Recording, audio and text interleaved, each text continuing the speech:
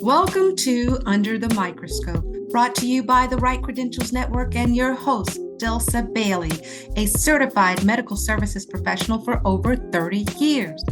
Under the Microscope is where we examine, analyze, and unveil the many layers of the medical services profession and its contribution to patient safety in a healthcare setting. This episode is about a vital educational source to the professional community of MSPs, our acronym for the medical services professional. The source is known as NAMSS, which stands for the National Association of Medical Staff Services. Lots of acronyms, right? But do you want to learn more? Learn the benefits of being a part of NAMSS? Listen in with our guest. Today, we have a very special guest, Karen Claxton. She is the 2025 president of NAMSS, the National Association of Medical Staff Services. I, I know that's a mouthful, right? But our guest, Karen, is going to provide us with some valuable information, a lot of details about NAMSS. So, Karen, welcome to Under the Microscope. We're so happy that you're able to join us today, and we can't wait to hear more about NAMSS.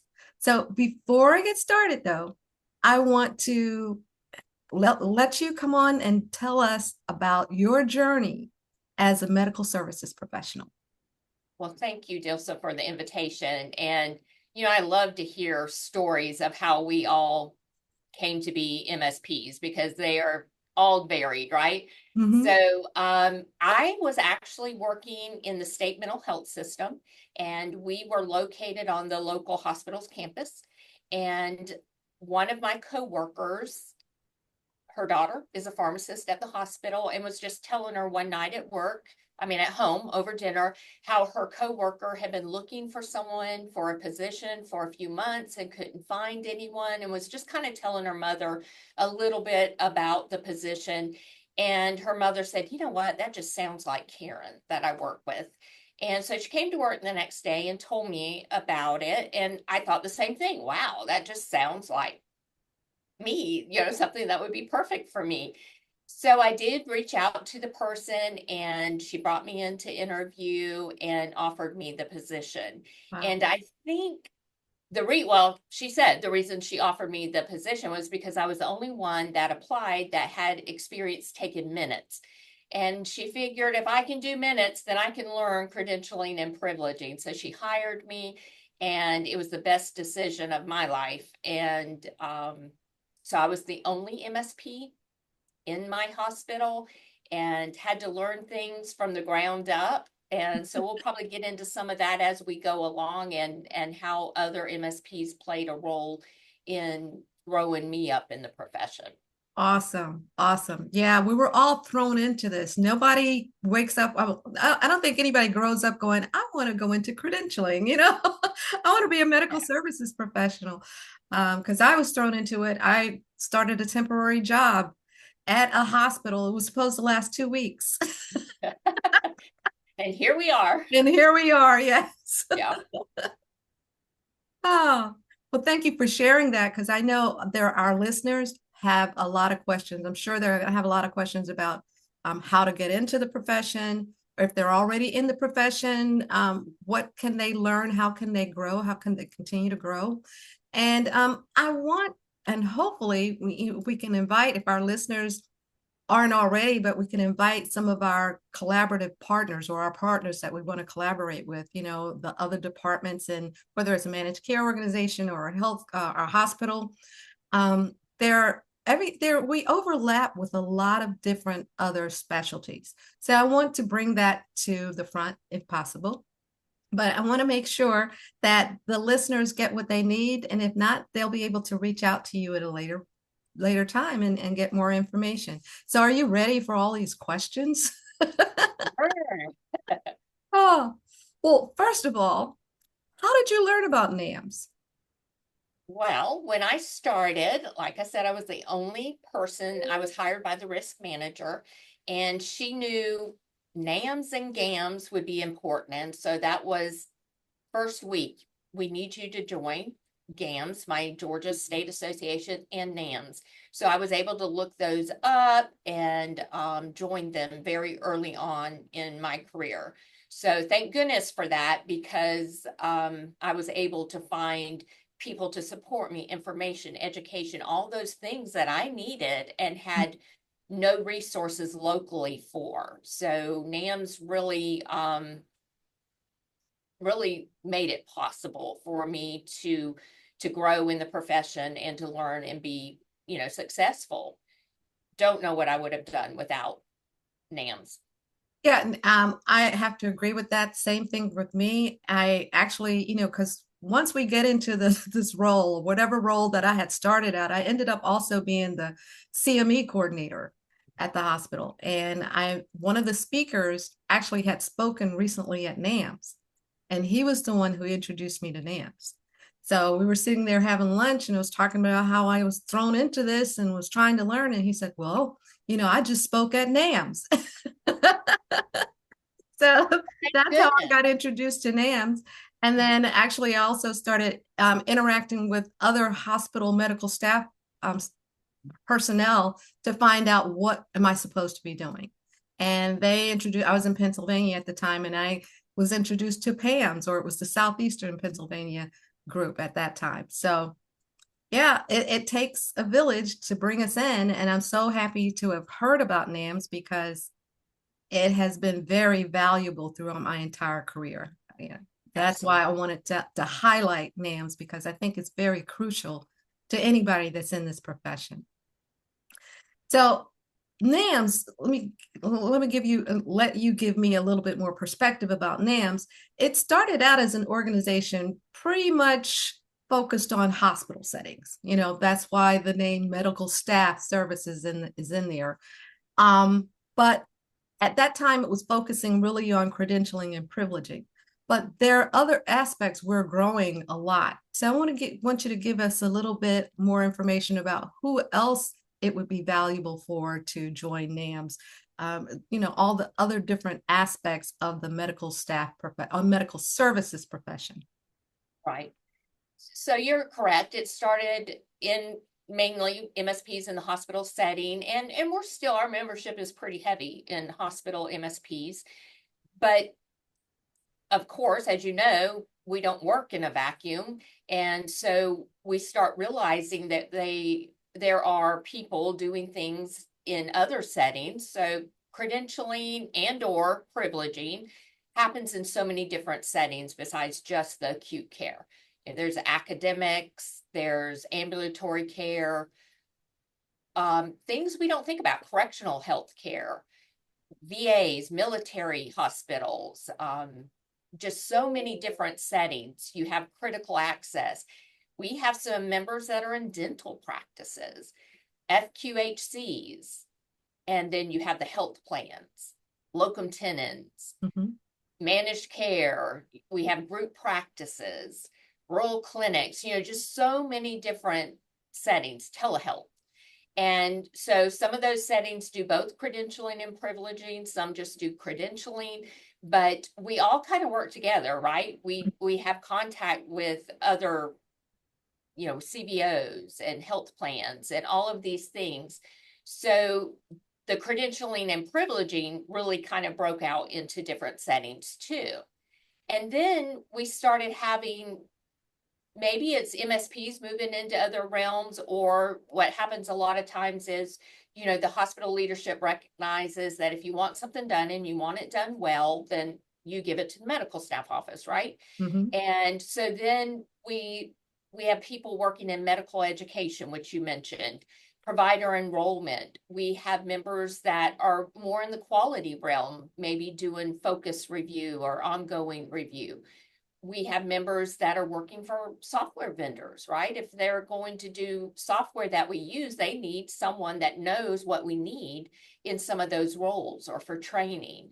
We have members that are, attorneys, and they practice law, and a lot of their work is in the medical staff realm or credentialing and privileging. And then we also have members working in compliance, accreditation in some of those areas.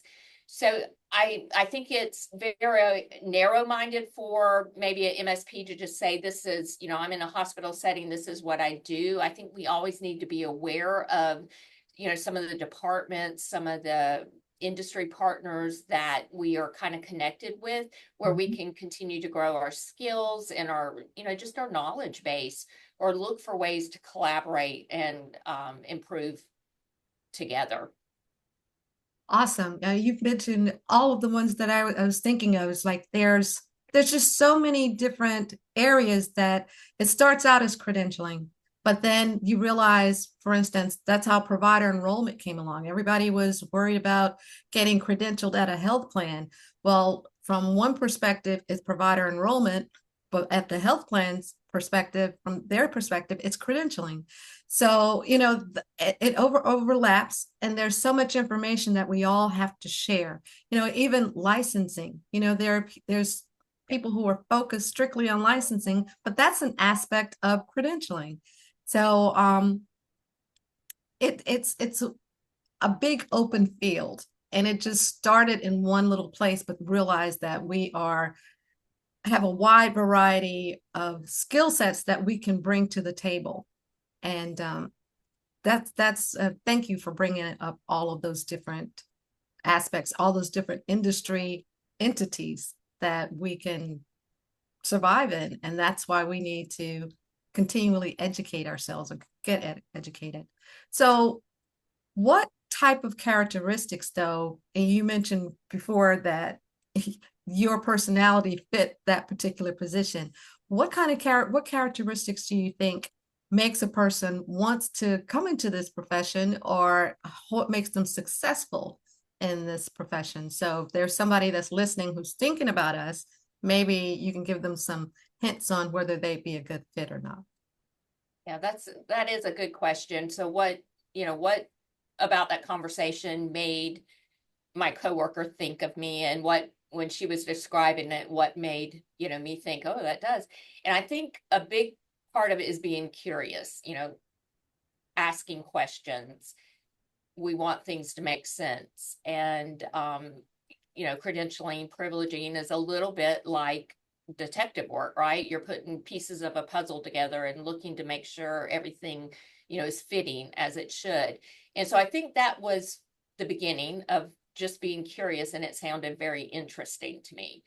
And where we are in South Georgia, rural South Georgia, if I have a position open, the chances of me getting a seasoned MSP, a certified MSP, to come work for me is slim to none, because, the role doesn't pay enough to relocate.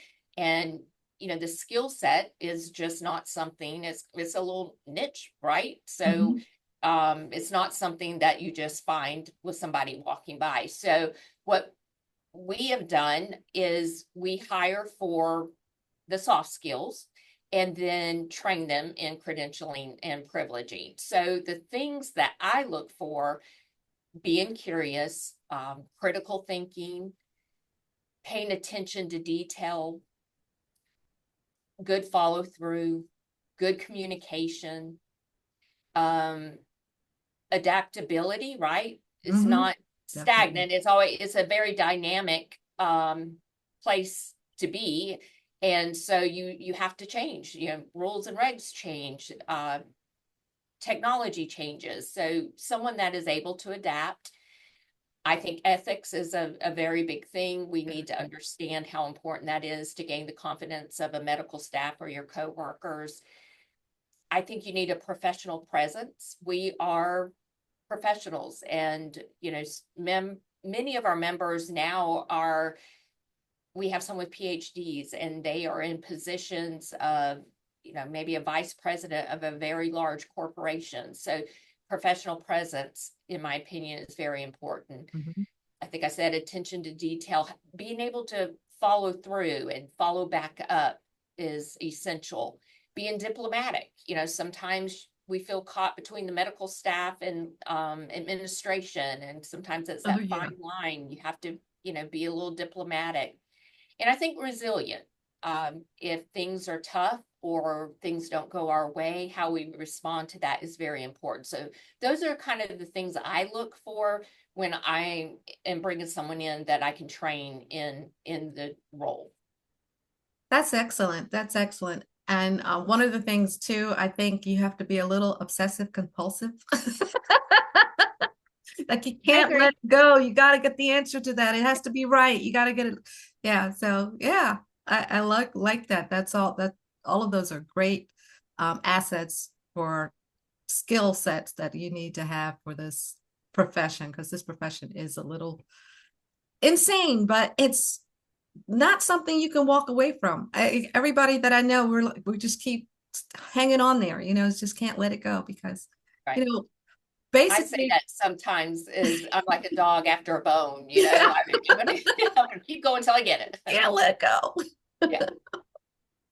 So, why would someone want to join NAMS? I mean, I think you just described the perfect person to be in this profession, and why. And we've talked about the advantages, but give me some more detail on why should our listeners want to join NAMS? Look back to when I joined NAMS, and there were two really big benefits for me. One was the education, and the other was the networking. So at the time, NAMS, and this is going to date me, at the time, NAMS had some independent study modules, and they would literally mail you a binder every month that you reviewed, and then you would have a proctor test. And I went through all of that, and I just learned so much. So they were offering me the education that I desperately needed. And this is not education you can get at a local college or, um, it was the only place to get the education that I needed. And I did. And then also the networking and mentoring. When I started, NAMS had a forum on their website, and I posted questions every single day, probably more than once a day. I did. And because I had so many questions, I did find a mentor at a nearby hospital, but I knew I couldn't call her 5 times a day. So I had to have some other people that I relied on. And the forum was that I could post a question, and MSPs are the most generous group of people with their thoughts and their experiences and their policies and their forms and their wisdom. And they were so willing to share that with me. And it's really funny. My first position with NAMS came from that because they wanted to put a task force together to look at the NAMS website and make some changes and updates. And so they looked at the top users, and guess who the top user was? Me. Because that's how many questions I asked. So I actually got to serve on the NAMS task force for the website, and this was back probably early 2000s. But that's how much support it offered me. So that also the networking just outside of what the forum is now the connection zone, which is excellent. You post a question, you're going to get answers and input from multiple people across the United States. It's a great place to connect with others and get your questions answered, or, why reinvent the wheel? Someone will share a policy or form with you. So the connection zone, and then the networking. So if you go to a conference, there's so many people. We are the friendliest people on earth, and you meet people that later you can reach out to for advice or for more information. There's also networking. We have virtual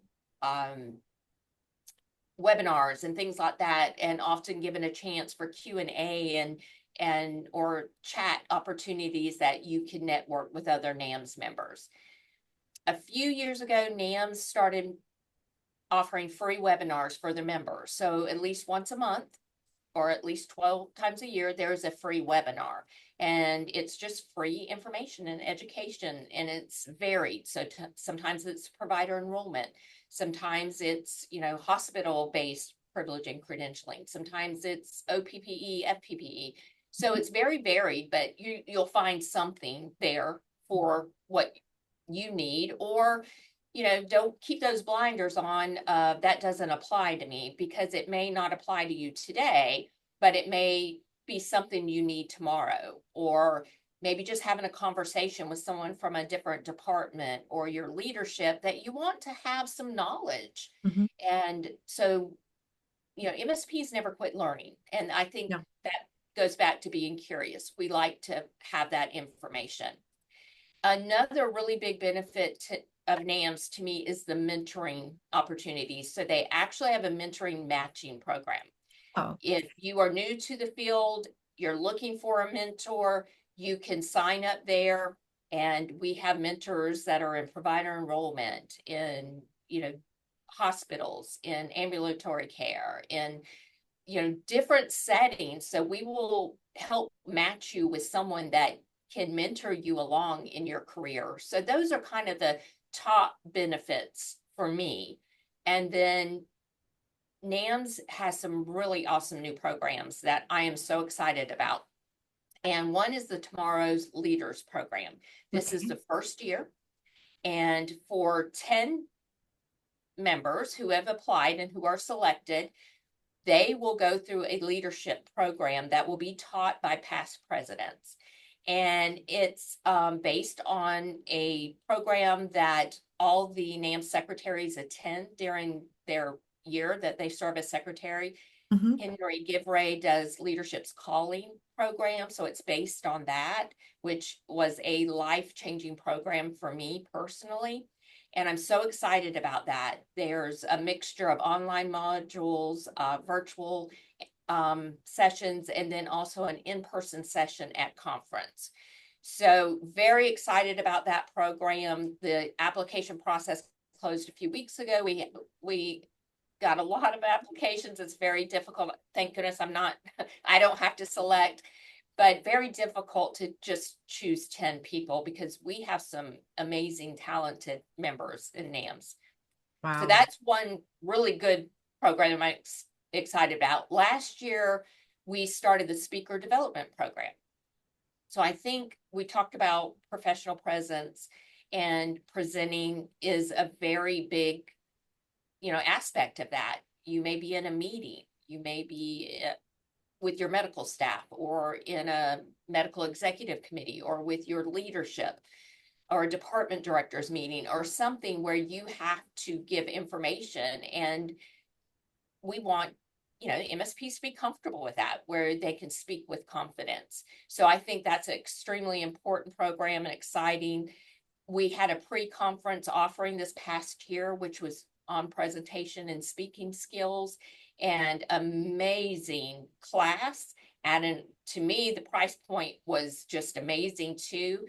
I highly recommend it, and look for that. It is, to me, I went through that program too. It was just gave me confidence that I probably never would have imagined before the class, of being able to present and speak. So excellent opportunities there. NAMSS also is very big on advocacy. Don't know if you know, several years ago, NAMSS has a round table every year, but several years ago, the topic was moving to a 3-year reappointment, and Joint Commission attended. And what came out of that is Joint Commission did approve the 3-year reappointment. So that started with NAMSS advocacy. Wow. And yeah, one of the big projects right now is the standard occupational classification. NAMSS just submitted an application last year to hopefully get us our own classification. Right now, we're kind of grouped in HR. We all know we are not HR. Mm-mm. And so I'm very optimistic if that is public on the website, if anyone's interested. Amazing work by that task force, and Molly Ford and Diane Meldy. Just an amazing submission. So very, very optimistic about that outcome. So that's huge. And so those are kind of the top of mind things that NAMSS offers that maybe not everyone is aware of. That's amazing. Yes. definitely join NAMSS. I mean, it's a very valuable organization, and you covered everything, the networking, the mentorship, those things I was going to ask, why were those important? I found the networking was very valuable for me. If I hadn't had that, I don't know where I would have turned to, because one of the things, as you mentioned, that we sort of move into so many different directions, especially in a hospital setting. I started out in a hospital setting, started out doing credentialing, as I mentioned before, a continuing medical education coordinator. Felt like I was actually working as the staff liaison, because we ended up hiring a separate staff liaison to bring people in. It was just, there's just so many things, helping with the committees. I can't even and give you the whole line of things that I ended up doing, working in the hospital setting, and then moved over to the managed care setting, thinking that it was going to be simpler and easier. I did enjoy it better, but because I wasn't pulled in as many directions as the hospital, but there's still a lot of different areas that you would have to be proficient in, delegation arrangements, actually performing the audits, dealing more closely with the accrediting agencies, because, we did joint commission from the medical services side on the hospital, but with the NCQA, it was a lot focused on the credentialing piece. So there was a lot more involvement in a lot of different aspects. I mean, you're also involved with risk if your organization is providing the insurance for your providers. You're involved with peer review. You're involved with quality. There's just so many different areas that MSPs are involved in, and they grow into those professions, or they just have to continue to collaborate and communicate to make sure that everything is going well or operating efficiently in your own department. So that was a wonderful overview of what the value of NAMSS is, because it's extremely valuable. Now, mentioning those other folks, um, how would you go about building a network or collaborating with them, like the peer review people, the risk people, all of those good individuals that actually provide information to us, and then again, we deal with on the health plan side, or sometimes the group practice side, billing and revenue cycle, all those people. How would you go about building a network with them? Because someone just walking into the door and just getting handed a credentialing file don't really know all the aspects of that, or how that affects all the different other portions of the organization, bringing in that provider and making sure that the major outcome is patient safety. Yeah, I think it goes back to being curious and, Mhm. looking at the downflow of information, or who else relies on that information. And it's just important to be open. Sometimes, we get to, this is our information and we're not going to share this information, but really stop and think, is it really that, is this information something that should be siloed, or is this information that needs to be shared? Really understanding what peer review is and that confidentiality. I had someone tell me one time a resident was coming right out of residency, and she said, well, I have a DEA, but she didn't have the number or anything. And I reached out to the residency program and said, hey, she doesn't have her DEA. Can you share it back with her? And they said, no, that's peer review protected. And I thought, okay, that's not, but we'll, go to plan B.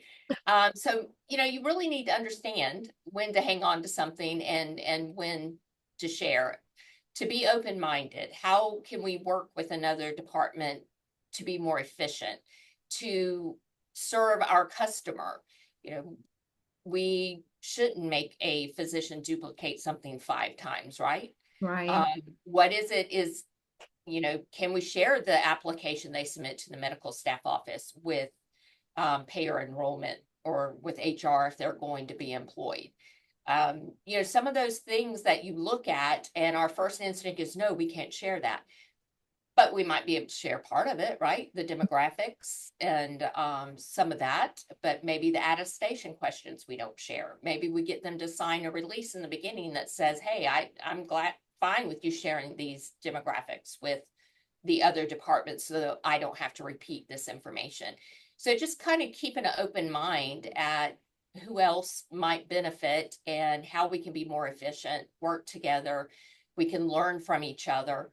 I think it's important to be consistent, that follow through, reliability. Also, saying, I don't know when we don't know, Mhm. instead of trying to bluff our way through something. If you don't know something, you don't know it. Just say, hey, I don't know, but let me do some research and I'll get back to you. And I think that builds trust with the other departments that you may work with. And then that extends to outside your organization. You for whatever reason that you're reaching out with, the medical board, and you can build some of those relationships, or, with the insurance company, you can build a relationship. So, just keeping an open mind, being friendly, and having that follow through and thinking outside the box. Don't just get so caught up into this is what I usually do, but looking for not just being open to it, but actually looking for ways to collaborate and be more efficient and work together. Like perhaps getting invited to their department meetings or committee meetings, and inviting them to your meetings to see if there's any overlap that they can get a better understanding of. Something along those lines would help too. Yeah, So, wow. absolutely. Yeah.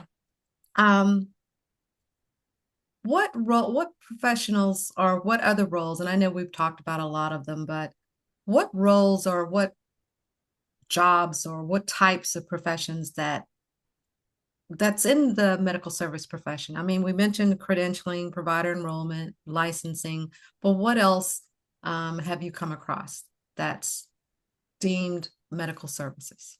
Yeah, I'm glad you mentioned licensing too, because I think I had kind of missed that one.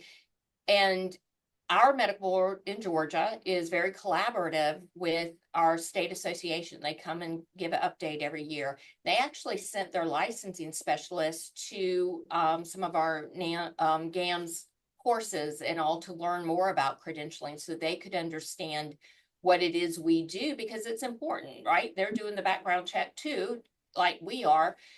So a very good opportunity to network, and an area that we closely align with. So, credentialing specialist, who that's what they do, is credentialing in various roles. And then it can go up from specialist, manager, director, could be in so many CBO, it can be in health care, managed care, it could be in IPA or IPO, just so many different areas. And provider enrollment and CME coordinators and so many things. And you mentioned also delegated credentialing and contracting and things like that, that our members may be a part of, or that may be an area that where they grow into. So I mean, there's just so much, Yeah, the quality realm, PPE, just many different areas and opportunities to continue to grow our skills and our reach. that's great. It's not pigeonholed, it's not siloed. You can grow in so many different directions. It's a wonderful career, really is. Absolutely. So, what's coming down the pike though for NAMS in relationship to AI? Has anybody talked about AI and how it's affecting the world of credentialing? Because I know some people are a little wary because they think, the basic part of credentialing will be taken away. Like the credentialing specialist won't be needed because, AI will just roll out and do all the verifications and stuff. Is that in a conversation that's being held yet in NAMS on how to address, or have you had any feedback from any members who's concerned about AI? Well, I think that is a concern. Anytime we have new technology, I think that is a concern. We start thinking about how will it affect us? Will it take our jobs or what? But, as we've just discussed, it's so wide, the breadth of what we do and our skill set, that if we could automate some of that busy work, then we can use our minds for something that requires more critical thinking over here. So I'm not worried about AI coming in and wiping out our positions. But again, it's a very good reason to continue to grow your skills and your networks, and be aware of other opportunities and maybe skill sets of tomorrow's MSP, because we do know it's not going to be today's MSP. So NAMSS is having some conversations around AI. I'm not really sure what that's going to look like, so stay tuned. But it is on our radar, and there have been some questions. And so it is something we are talking about and looking into. Wow. Thank you, Karen. Is there any more information you'd like to share with us about NAMS, or giving anybody any advice, especially those who are interested in becoming an MSP, or those who are new, and then those who want to collaborate with us because they're our healthcare partners in an organization? Is there anything addition to what we've discussed already that you'd like to share with them? Well, I can talk about it all day long, but I won't. Is it, what we do to me, is just so exciting. It's never stagnant. It's a very fulfilling job. At the end of the day, you make a difference. You make a difference in the lives of the patients downstream. You make a difference in the lives of the physicians we work with, our coworkers, or we make a difference in the liability of our organization. So it's very fulfilling. And for those that are curious, for those that may be looking to grow skills in a different area, this is such an amazing area of healthcare. Look into it more. Check out the information on the NAMSS website. Reach out to medical staff professionals or provider enrollment specialists, and get more information and see what just feels like it clicks for you. Everyone is open to networking and to offering information, and it's the most friendly and generous and welcoming crowd you can ever imagine to join. So reach out to me. Dilsa has my contact information, and I love to have those conversations. Wow. Thank you so much. This has been a pleasure talking with you, and I've learned so much, and I hope that everybody that's listening has learned a lot too. So thank you, Karen. Thank you, Dilsa. I appreciate the opportunity to catch up with you, because we go way back, and also to hopefully share some of the NAMSS benefits with your audience. Thank you, Karen, again for joining us. And we want to thank all of our listeners for listening in. And as usual, if you're watching us on YouTube, please subscribe, hit the like button, and hit the bell to hear about our next episode. Don't forget, though, to share these episodes with other medical services professionals, because our goal is to help us collaborate with each other and our healthcare partners. Thank you again. Come back and listen again.